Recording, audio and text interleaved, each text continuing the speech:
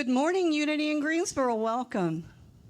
We have guests today, and it's so exciting. Not only one guest, but two, so I'm happy to welcome them into our space.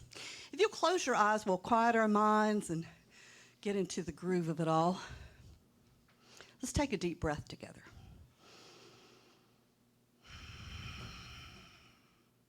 Let's take a fresh breath and then let go of everything that's been bothering you. Just let it go. We feel so fortunate to have time to meet together today. It feels good to be in a space where everyone in it vibrates high. That energy that you feel is God. And we take it with us everywhere we go. So when you leave this space, everything that you hear, take it with you and utilize it in your day. Because certainly when you do, your day will be better. And so it is.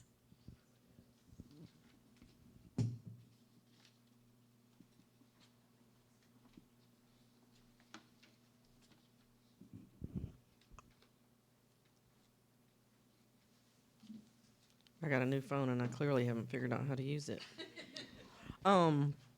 Good morning. My name is Maria and I'm going to be your call to worship and your worship assistant today. So we're going to start by singing our call to worship song. I'm going to invite everyone to stand if that feels comfortable for you and join me in singing Stand by Karen Drucker.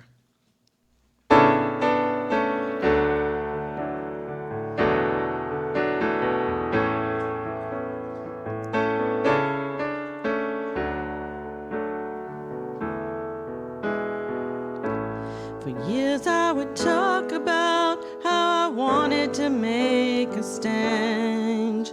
And okay, there's the words. Someone else to do. Then I finally realized that I needed to take a stand. And that by changing my thinking, I could change my life. And that's how I could change the world.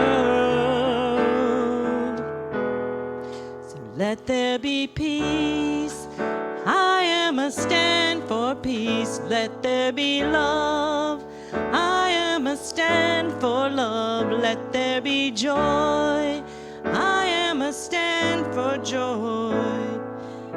In the new world now.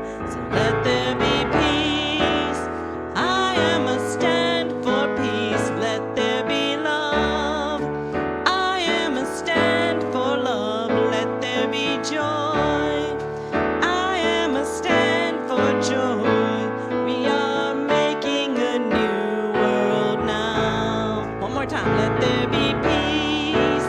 I am a stand for peace. Let there be love. I am a stand for love. Let there be joy. I am a stand for joy. We are making a new world now. We are making a new world now. Oh, thank you.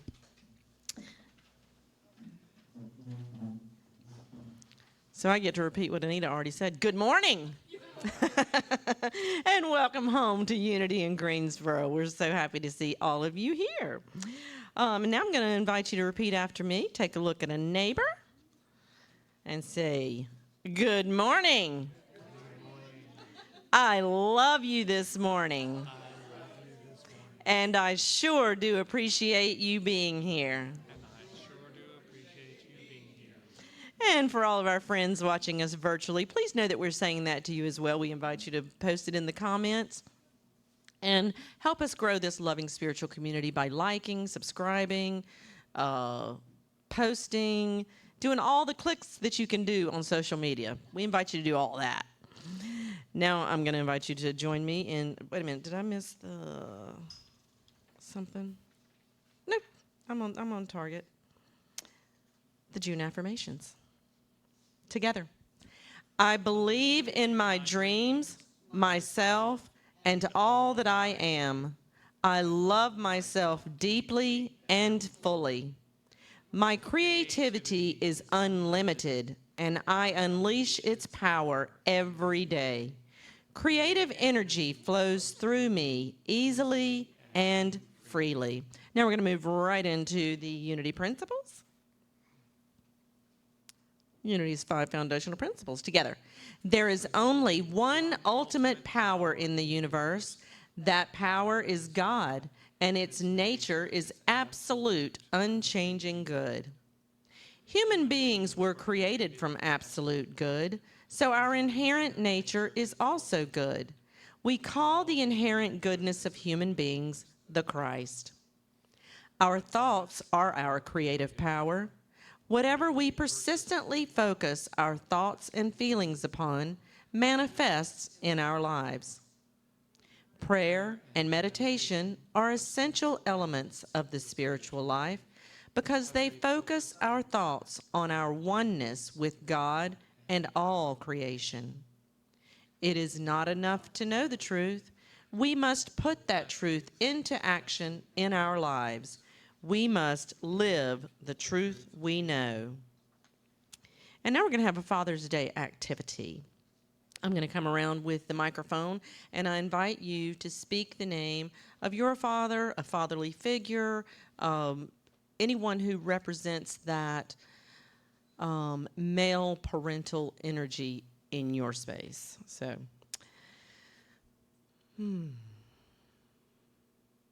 George Mata.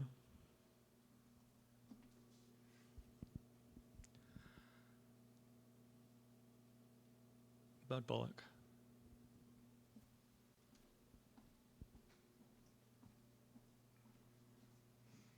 James Connor. Paul Whitmoyer.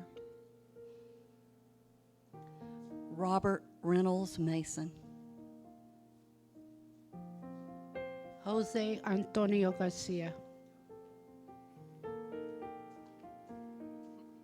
Stuart McClendon. Sandy Radkin.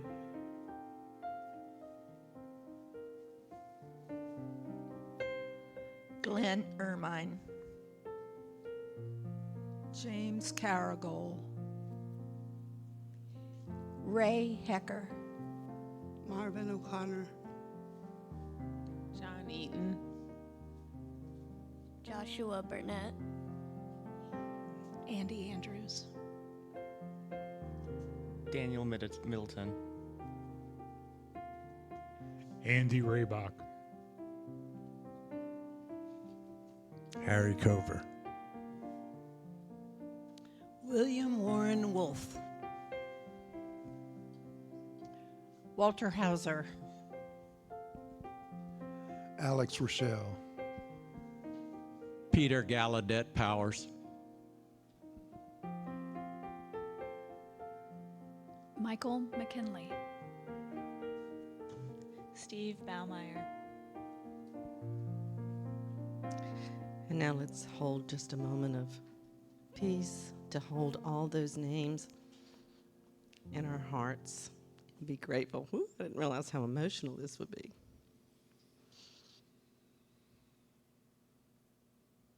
And so it is.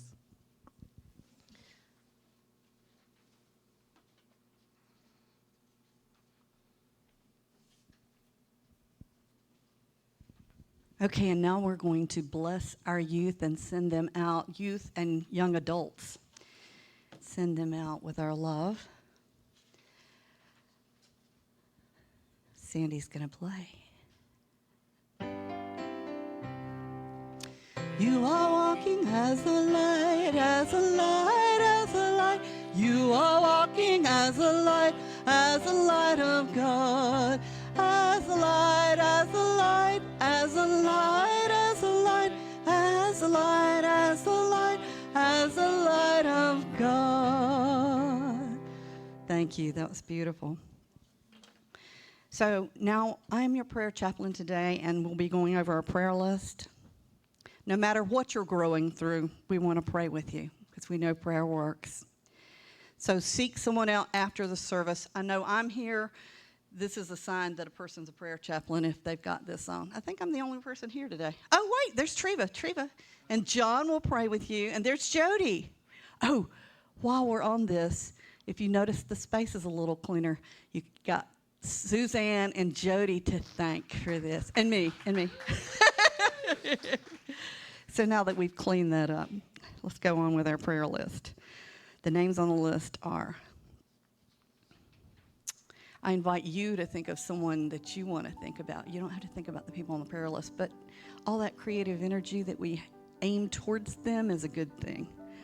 Even if you don't know them, you can love them. Maury, Aurora, Antonio Rosario, Suzanne Lanez, Carol Velez, the Joyce family, the Durward Upchurch family. Let us affirm that these loved ones are whole, perfect, and complete. We're standing with them knowing that God is already actively working in partnership with each person to grow through all appearances of challenges. Wherever we are, God is. And together, all is well.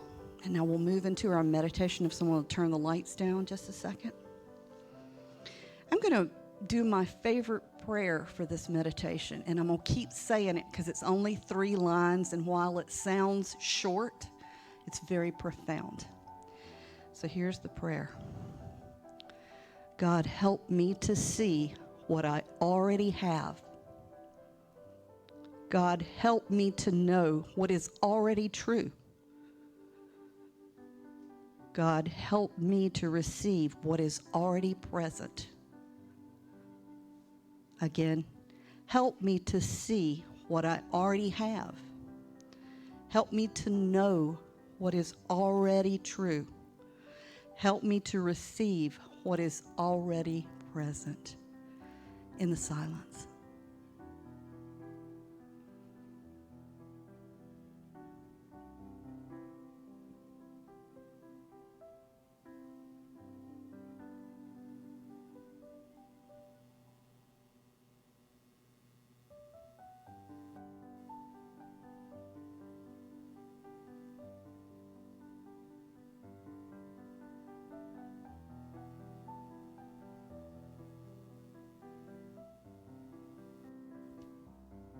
Again, help me to see what I already have. Help me to know what is already true. Help me to receive what is already present. And so it is.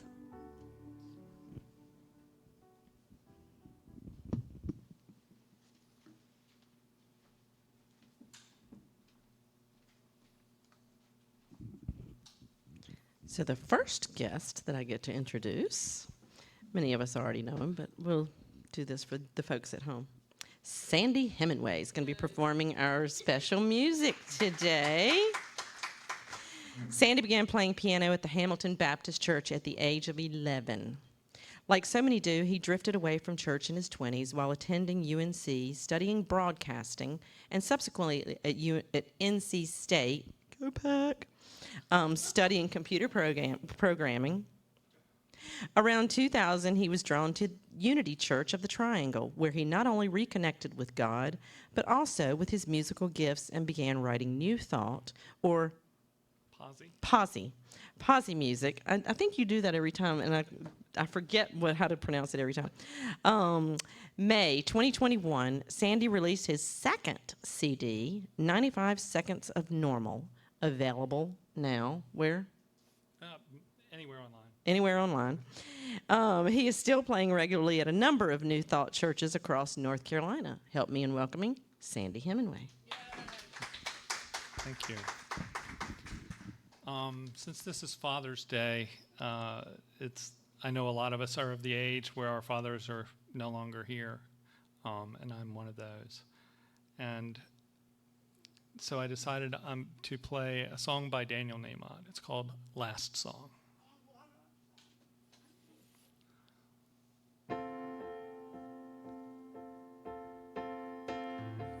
If this is my last song, if this is my final day, If tomorrow I'll be gone, what do I want to say? If this is my last song, if it's my time to go, when my body's moved on, what will I have to show? Oh, but fortune and fame, they scatter to the wind. The things that make a name just don't matter in the end. But is the world a little more peaceful? Oceans and sky a little more blue? Is humankind a little bit wiser about the good that we can do? Does the sun shine a little bit brighter where before there was only rain? If so, then I'm glad I came. If these are my last words for all of the earth to hear, if all that I have ever been is about to disappear, if these are my last words, there's nothing that I need to say. I have only tried to serve. It's never been about talking anyway. So much hurt there is to heal, it's hard to understand. All I can hope to feel is that I am doing what I can. And is the world a little more peaceful? Oceans and sky a little more blue? Is humankind a little bit wiser about the good that we can do? Does the sun shine a little bit brighter where before there was only rain? If so, then I'm glad I came. Have I given hope to the hopeless? Has a hungry soul been fed? Has a child stood a little bit taller 'cause of something that I said? Have I left a little kindness? Have I eased a little pain? If so, then I'm glad I came. For that, I'm so glad I came. If this is my last song, what do I leave behind? What do I pass on if I am out of time? Thank you.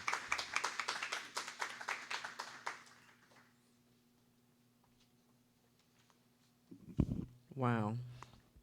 Thank you, Sandy. Our next guest is a guest speaker today, our very own. I'm claiming him. John Connor, Reverend John Connor, and his wife Candy moved from Texas to Winston-Salem area about 2 years ago. John was ordained as a Unity minister in 2012, and prior to that was credentialed as a licensed Unity teacher in 2009. He founded a Unity church near Austin in 2015. He is also currently a hospice chaplain with Trellis Supportive Care Hospice. John and Candy also regularly provide music here at Unity in Greensboro and throughout the area, actually. He didn't add that, I did. So help me in welcoming Reverend John Connor.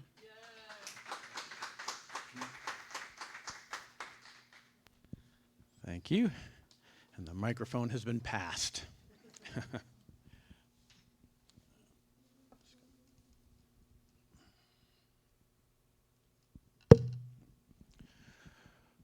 Well, it's lovely to be here today, and This particular service has been promoted a little bit, where Wally's talked about how there's cards on the tables that you could write down. This has been planned as an Ask the Minister service. I used to do these every few months or so when I had the church in Austin, and I enjoy doing these. And it's also time for a little bit of true confessions.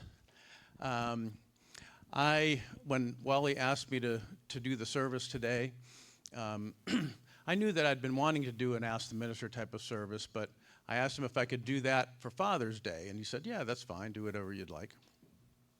And it's because I was too anxious to do a Father's Day message. And so now I've kind of admitted that to you. And so I think we're going to do a little bit of a both and, a bit of a twofer. So going to do a little bit of a Father's Day message, and then we'll also get into the Ask the Minister questions. I think I have some cards up here. If you have if anybody wants to add a question, you could write that down. And we'll see. We might be able to get to all of them, and we might not. But if there's a question that you have that didn't get answered, you could email me, and we could do that. So, as you all know, today is Father's Day. By the way, Candy is picking up our daughter. Her daughter, my stepdaughter, Jackie, and she's at the Charlotte airport now, and she says hello to everyone. So Reverend Wally's been doing a sermon series on the Ten Commandments, and he's already, I think, talked about the one, honor thy mother and thy father. And there are, unsurprisingly, people who disagree with this commandment. They didn't feel that they wanted to honor their mother and their father. My mother was a spiritual teacher in our church and a Bible teacher, and she had a very simple solution to that conundrum. She said, well, when people would say, hey, that doesn't really work for me, it was like, well, honor your mother and father if they were honorable. And so in Unity, we are not Bible literalists. We are metaphysicians. We look at the people and the stories in the Bible as a blueprint to consciousness, of how to come to consciousness, to divine awareness, and to stay there more often. I started a Unity Church in Austin 9 years ago and led it for 2 years. In the course of that time, I came to know several people who had an adult child, or more than one, who had cut ties with them. The child had estranged themselves from the parent. Often, though not always, this came about from the breakup or divorce of the parents. I was keenly intent to listen to the stories of these folks because I was one of them, and I am one of them. Around the time of my first marriage ending, I had a terrible argument with my daughter, Jasmine. We had had a challenge to find common ground in our relationship, and it is my responsibility as the grown-up that I did not succeed in understanding her, in receiving her challenging behaviors, and not getting angry and verbally lashing out. But I did those things, and she decided she didn't want a relationship with me, or to see me, or to talk to me. Most of the people in my church eventually had a reconciliation with their child. As for me, it has been 9 years now since I have seen her. And even though I've reached out until she conveyed through her mother that she didn't want any contact, and I respected her wishes on that. And this is why I have never given a Father's Day sermon in the last 10 years. About once a month, I would have a guest speaker at my church, and I think I always managed to arrange a guest speaker on Father's Day. Because as you might guess, I feel a bit unworthy to give a Father's Day message. Yet, on the other hand, I live and experience that is had by some mothers and fathers. I thought we'd take a little look at the metaphysical meaning of father from the Metaphysical Bible Dictionary. And remember, the Metaphysical Bible Dictionary was put together in the 20s or 30s, and some of the languaging is a bit, you might say, old-fashioned. But it says, a father is one who has begotten a child, one who gives origin to, a generator. God as Father is the great cause, the cause of all life, all being. There is only one source from which all living ideas and all living objects proceed. We call this source the Father. God is Father of all that is. God is the cause. As cause, God is the seed idea of life present in every unmanifest and manifest creation. As source, God continually sustains and supplies each expression of God's self with all that is necessary for its development. God as Father is the cause and source of the mind and life that is being expressed everywhere, whether this is known to the senses or unknown. There is also another sense in which we think of God as Father. Now, in the last probably 15 years in Unity, some of the teachers in the schools have very much focused on the notion of divine identity and praying from the divine aspect of ourselves, such that sometimes at the school you would be admonished for opening a prayer with a salutation like, Dear God, Blessed Spirit. And my position is that it is a both and, that we can, in the book Integral Christianity, it says that Jesus spoke about God, Jesus spoke to God, and Jesus spoke as God, and that we have the opportunity to do all three. And so this is going to be talking about that a little bit, that we can speak from our divine nature, but there's also this aspect of us that acknowledges the grandness of God that is the all in which we are a part. There's another sense in which we think of God as Father. Jesus would not have chosen the word Father to describe God had he wished simply to describe a cause or principle. We often talk in unity about God as principle, but God is not only principle. God is the love as well. And it says here, once again, this is all from the Metaphysical Bible Dictionary put together by Unity.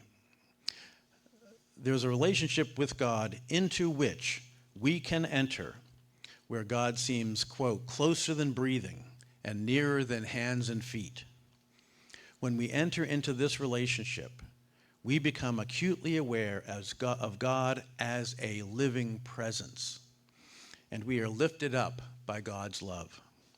In this consciousness, we are able to say, as Jesus did, Father. Now, the only word in the Bible that we can be sure that Jesus actually uttered is not any of the words in English that are in our Bible or Hebrew, but it is the word Abba, which is translated as Father. But in the contextual translation, Abba doesn't really translate as so much as Father in the sense of that word being somewhat formal. Abba translates better as Dad or Papa. So Jesus prayed, our Dad in heaven. One thing that was surprising at first when I first came to Unity 22 years ago, but that I really ultimately came to like, was ministers and others opening a prayer with Father, Mother, God, which acknowledges divinity is not limited to some notion of masculinity, but femininity as well. After I left the movement I was part of most of my life, and before I found unity, I found a kinship with a book called Conversations with God by Neil Donald Walsh. In the audiobook version of that, in the middle of God speaking, they would switch from a male voice to a female voice. And it could be in the middle of a sentence. They didn't seem to pick like, well, this should be something that a feminine, aspect of God. It's just they switched it back and forth. The words that God says aren't different. It's just a different voice. Now, the male voice was the actor Ed Asner. And when he did his voicing, he would use the deepest part of his register. And he didn't sound so much stern, but authoritative. Trying to sound like God. And the female voice was an actress named Ellen Burstyn. And when she spoke, it was with a delighted enthusiasm, every bit the wonderful mom, divine mother, so loving and patient. In the biggest sense, we can understand God as love, being beyond any human gender or combination of genders. Yet we live in the world, and taking the step of being open to the divine, including aspects of what we call feminine, is a step into openness, a step into oneness. And I appreciate how you used the term father figures when you were inviting everybody to say a name, because some people, probably some people chose somebody that maybe wasn't their biological father. I chose my biological father who raised me, but father figures can be an important aspect of our lives. Because many people have not experienced a loving father. Many people have not experienced a father at all at home. But whether we had a good dad or not, a lot of us have found father figures in our lives. All the males in my family, my dad, my older brother, and me, had a father figure in the minister of the church I was raised in, a guy named Walter Bann. Qualities he had included friendliness, encouragement, really seeing you, and dreaming of a better, more spiritual and peaceful way of living, and taking action to try to bring that about. We ended up living in a spiritual community that was started by this fellow. And my mother and two sisters also saw him as a father figure, not in a cultish way, but in a way that we were inspired. 2 days ago, I led the funeral of one of my hospice patients. And while memorial services certainly have sadness to them, there can be a glorious aspect as well. My favorite part of leading a memorial service is when we take a time for what I call open sharing, in which anybody that's in attendance can have a few moments to share a feeling, tell a meaningful story, tell a funny story about the person. And a man got up and talked about something that the patient used to say. And this was primarily about interacting with, her children, others' children, her grandchildren, which was this: love them where they're at. Love them where they're at. And that really came through for me. I think my errors in parenting might be able to be boiled down to wanting the child to not be where they're at and being frustrated about that. A good dad, a good mom, grandparent, aunt, uncle loves you where you're at. It doesn't mean they condone everything that might be going on with you, everything that you might be up to, but they can love you where you're at. The minister I mentioned earlier, Walter Bann, he loved you where you were at. He could probably see where he thought you might grow into, like parents often can see for their children. But that didn't stop the enthusiasm about who you are now and how you're showing up. So can we love each other where we're at? Maybe you need to change and grow. Maybe I need to change and grow. Maybe we all need to change and grow. But the starting point is extending love to each other where we're at. Don't wait for the other person to bloom into the perfect rose. Let me love the flower in the other that is not budding. Let me love the flower in the other that is wilted, or the flower petals are damaged. And maybe I can cut myself some slack too, and love myself, broken petals and all. Some years back, I went to a conference in which the conference was about bringing spirituality to the prison system in Texas. And one of the people who organized it had been a prisoner, and he invited the prison psychologist to come and speak. But I remember the organizer speaking about what a difference that this particular psychologist had made to him. Because he said that, I, meaning him, and the other prisoners would have to go to their psychology appointment, and they would just cuss him up and down, calling him every name in the book except a child of God. And what the organizer said is that the psychologist, I believe his name was Alan Nagy, he said, Alan just kept extending love. He just kept extending love. And so, he didn't really take on all of the profanity and all the insults, and he just kept extending love. And then most of the time, there'd be some breakdown or breakthrough in which it's like, well, this guy's just going to keep extending love. So now what do I do? And so then there was an opportunity for them to start looking at themselves. And so I found that to be very powerful. And so to close this part of the service, let us have a prayer.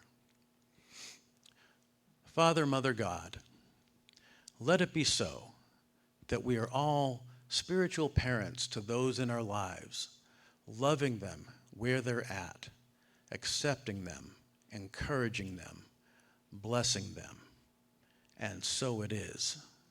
Amen. Well, thank you for listening. And yes, thank you. And we've got a few minutes, and so I thought I might look at a couple of the questions here. When I explain unity, when I explain unity to others, not in our church, they ask these kinds of questions. So how is it that a child becomes sick with a terminal illness? Why do others kill people? Why does that happen to someone? Why does that happen to someone having good thoughts? If my thoughts affect my experience, why do these things happen? Thanks for starting with the easy ones. So. When I tell Unity that whatever we persistently focus on manifests in our lives, they go, well, explain this to me. And that's when people always ask about children dying or people getting terminal cancer. Right. And so there's a couple of things to look at. The old saying, thoughts held in mind produce after their kind. Now, many people have had a thought when they get on an airplane, it's going to crash, it's going to crash, it's going to crash, and it doesn't. So there's one aspect of like held in mind, thoughts held in mind. And so we use that for things like prosperity, maybe looking for a job, things like working on health and healing. But it's important not to do what I've heard called accurately metaphysical malpractice. So metaphysical malpractice is, oh, you've got cancer. Wonder what you did to draw that unto you. Well, shut up. Because that's not helpful, and it's not true. And we don't. It's sort of like I said a little bit ago, that we are not literalists, and so people get a little bit too literalistic about these things. Well, I manifest my reality. Perhaps I'm going to say that a better way to think about that idea is that I manifest my experience of that reality. And so it could be, like for instance, I have wished for like 50 years that I could play the piano.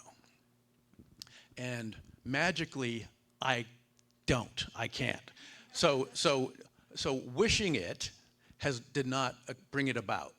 But if and I took a couple of lessons for a little bit, and so I just know I just know it barely.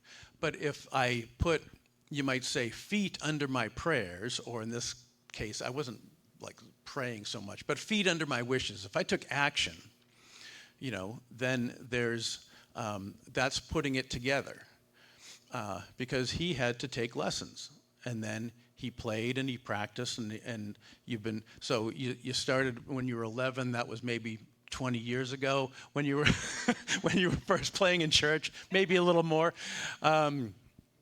So does that help? Yeah. And so I know that there was I think that there was a question in here too about prosperity, and so it looks like this might be the last question we get to. And it was sort of like, I think the question was something like, how do I turn prosperity ideas into money in my bank account? And so, and that relates to what I was saying a second ago, that there's a couple of ideas to remember. Here's a real practical one. Buy Edwene Gaines' The 4 Spiritual Laws of Prosperity and do it. And I'm going to say, you can't read yourself into prosperity, So, for instance, if you're reading that book or any other that's about something you want to change in your life, and it comes to you come to that part and you do what I sometimes do. It's like, oh yeah, here's an exercise part. Yeah, I don't feel like getting a pen and paper and filling out, what are the roadblocks of this? I don't feel like doing that. I'm going to keep reading. Well, that's not doing the doing part. There's the reading, and then there's the doing. And so I recommend that in a very practical sense. And then the other thing is that you might say the prosperity in the bank is an effect of a cause. So going to the cause is, well, am I doing things like having a look at how I'm spending, and am I having a look at how I am approaching income? Now, I'll give you a little example from music. When I first moved here, Candy and I had a gig in a bar called the Kernersville Brewing Company, and I know some of you here actually came over and saw us play.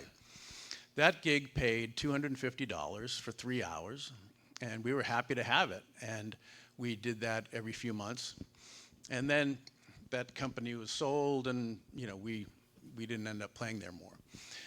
So, but gigs in a bar are kind of considered to be cool or real gigs. And then gigs in a nursing home are not really considered cool or real gigs. And so I'm going to give you a figure to just tell you, have it come into reality and not just be all woo-woo. And so we made, for a whole year, we made $1,000 of those 4 $250 quarterly gigs. And then, last year playing 1-hour gigs for less than half that money, we made $15,000, which not many people who do music make even that much. And so lots of people make a lot more, but it's sort of like I started making phone calls to nursing homes, and we'd get gigs, and then I'd be going out to open mics. I met somebody who recommended us to all these nursing homes that she played at.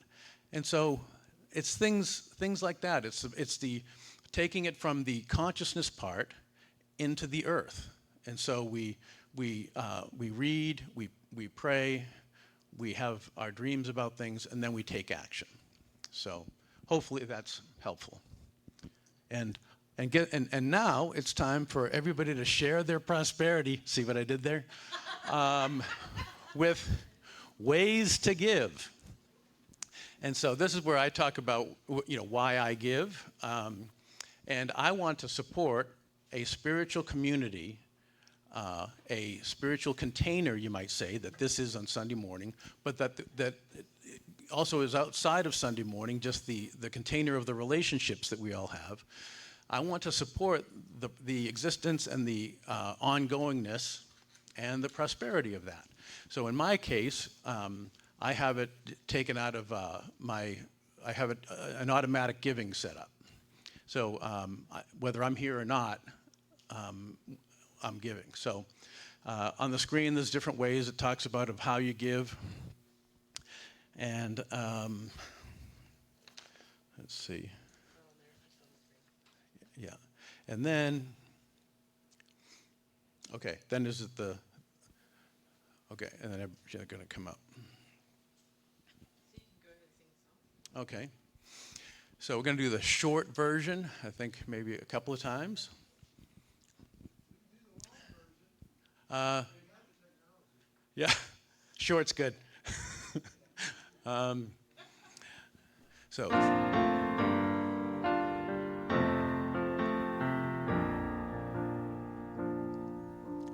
Thank you, everything.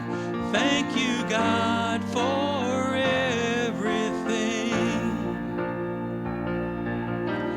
Thank you, God, for everything.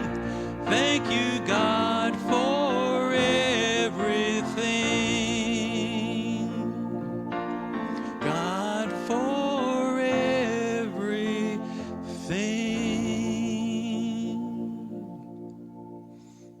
Yes. Okay, and now the offertory blessing. Please join me. Divine love through me blesses and multiplies all that I have, all that I give, and all that I receive. And I am grateful.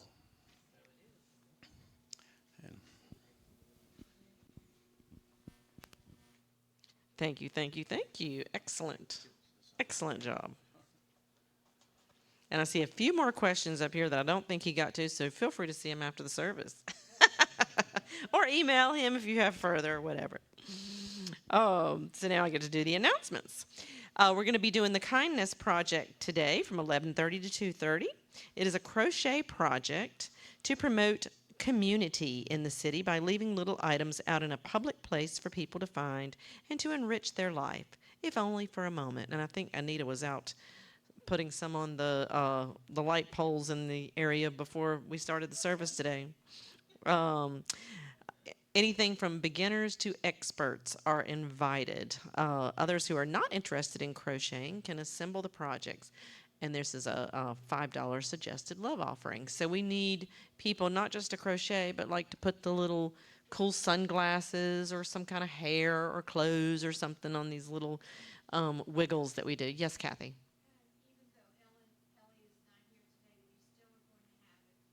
Okay. Okay, so we are mostly decorating, and Trudy is being our Vanna over here, showing what we're doing. So even though Ellie's not here, we are going to be doing it right here in this room. If you're a first-time visitor today, which, are you a first-timer? Okay, good. I know our ushers have already given you a welcome packet. We invite you to fill out the comment card so that we can stay in touch with you, let you know all the exciting events like the Kindness Project that's going on, plus any of the other upcoming things that are happening in our community. So welcome, and we appreciate you being here. This Wednesday, June 19th, I'm getting ahead of myself, at 6:30 p.m. via Zoom, we're doing the Mid-Year Reflections Meditation with Anita Shava. We will have church in the park the last Sunday of this month, June 30th, out under our normal shelter at the High Point City Lake Park. Look for details in our Tuesday e-blast or on the flyer on the bulletin board in the hallway across from the kitchen. Let our chaplains pray with you today.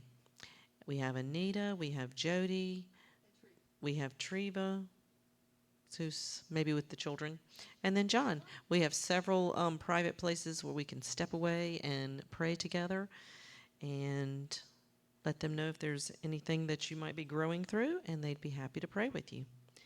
Sandy Hemingway.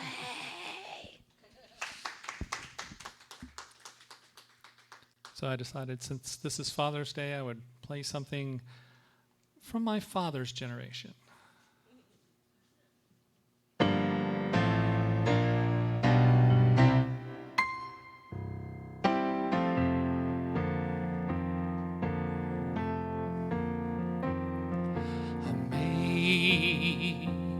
Amazing grace, how sweet the sound that saved a soul like me. I once was lost, but now I am found. Was blind, but now I see.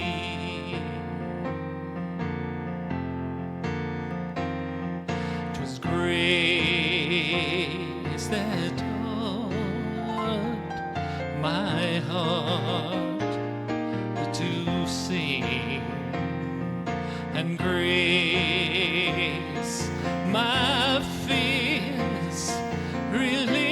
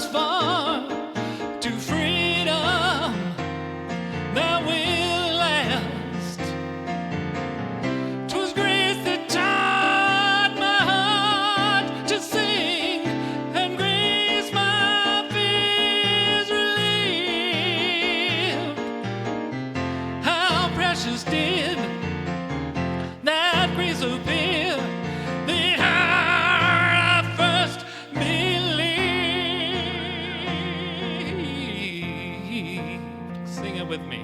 Amazing grace, how sweet the sound that saved a soul like me. I once was lost, but now I am found. Was blind, I was blind, I was blind. My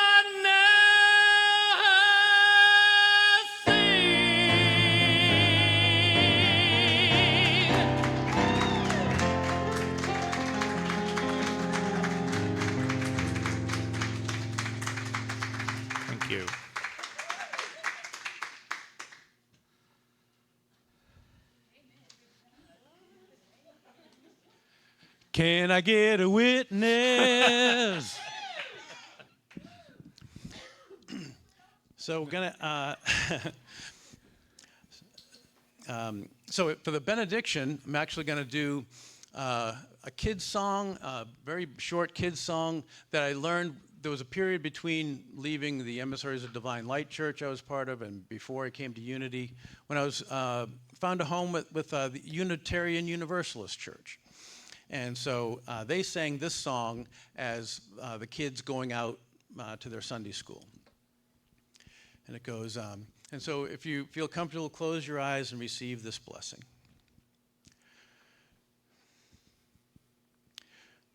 Go now in peace, go now in peace. Let the spirit of love surround you everywhere, everywhere you may go. Amen.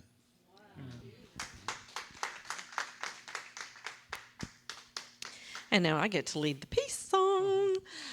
So I invite you to stand. If you are not comfortable holding hands, I invite you to do hold your hands in like the prayer position by your heart. I've wanted to say this for a long time, but never have. If you ever see me holding my hands in a prayer position up here, I learned in yoga that when you point your thumb to your heart and your fingers out, that you are creating a circulation of love from your heart to those in the room. So if you don't feel comfortable holding hands, I invite you to do that. And together, let's sing the peace song. Are you playing that? Okay, go.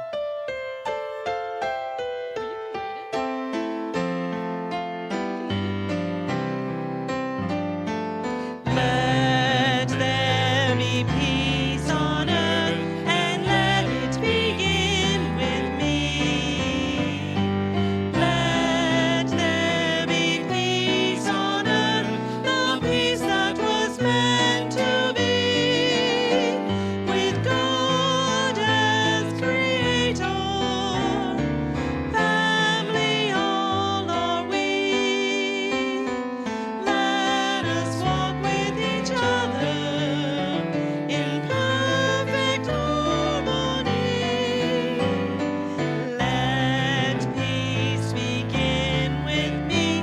Let this be the moment now. With every step I take, let this be my joyous vow. To take each moment and live each moment in peace eternally. Let there be peace on earth, and let it begin with me. And together, let's do the prayer for protection. The light of God surrounds us. The love of God enfolds us. The power of God protects us. And the presence of God watches over us. Wherever we are, love is, peace is, light is, God is, and all is well. Have a wonderful week, everyone. Yay.